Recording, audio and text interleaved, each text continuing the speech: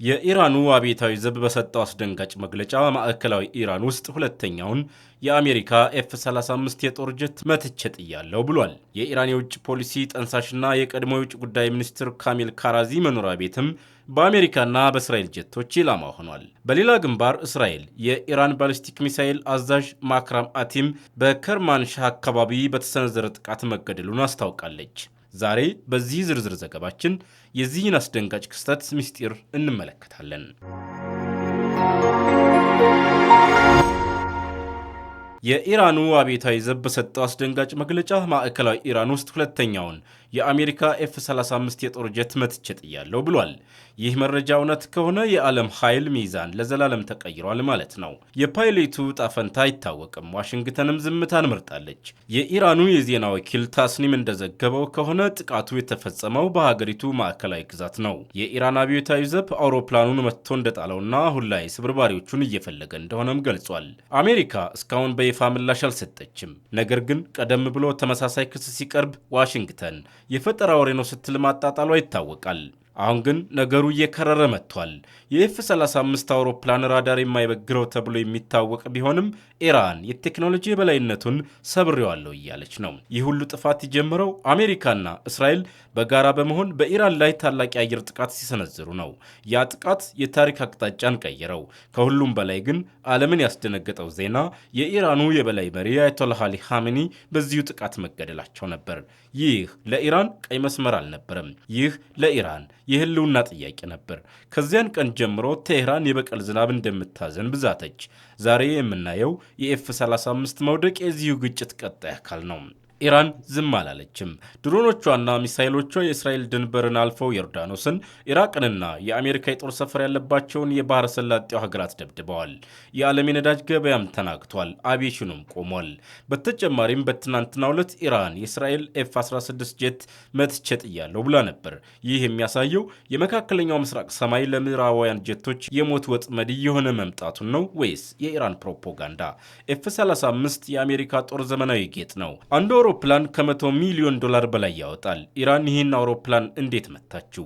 የሩሲያ ቴክኖሎጂ የታከለበት ባባር 337 ውጤት ነው ወይስ ሌላ ምስጢራዊ የኤሌክትሮኒክስ ጦር መሳሪያ? ወታደራዊ ተንታኞች እንደሚሉት ከሆነ ኤፍ-35 ቢመታ እንኳ አሜሪካ ይህን ማመኗ ከባድ ነው። ምክንያቱም የአውሮፕላኑ ገበያና የአሜሪካ ወታደራዊ የበላይነት ሲም ይጎዳል። አሁን ዓለም ያለችው በሁለት ምርጫዎች መካከል ነው። ሙሉ የዓለም ጦርነት ወይስ አስገዳጅ የዲፕሎማሲ መፍትሄ? የኤፍ-35 ፓይለት በህይወት ይኑር አይኑር እስካሁን አልታወቀም። ነገር ግን አንድ ነገር እርግጠኛ ነው። መካከለኛው ምስራቅ ዳግመኛ እንደ ቀድሞው አትሆንም። በአንድ በኩል የኢራን ባሊስቲክ ሚሳይል አዛዥ ማክረም አቲም በእስራኤል ተገድሏል። በሌላ በኩል የአሜሪካ ጀቶች በቴህራን እምብርት የሚገኝን ስትራቴጂካዊ ድልድይ በቦምብ አጋይተዋል። ኢራን በከፍተኛ ድንጋጤ ውስጥ ናት።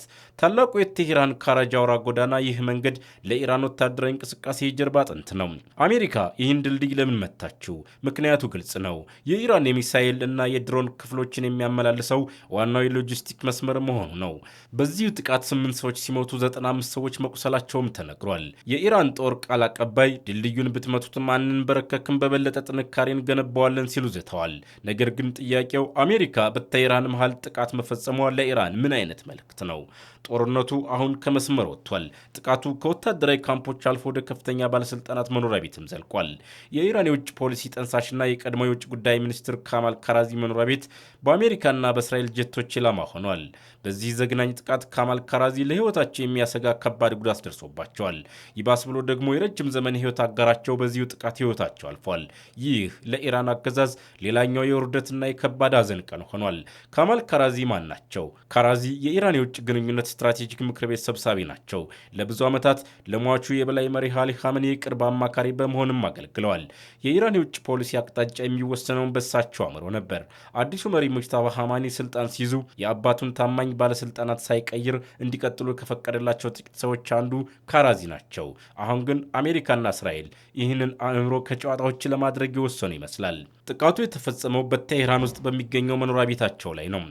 ይህ የሚያሳየው የአሜሪካና የእስራኤል የስለላ መረጃ የት ድረስ ዘልቆ እንደገባ ነው። አንድን ከፍተኛ ባለስልጣን ቤቱ ድረስ ገብቶ መምታት ትልቅ ወታደራዊ መልእክት አለው።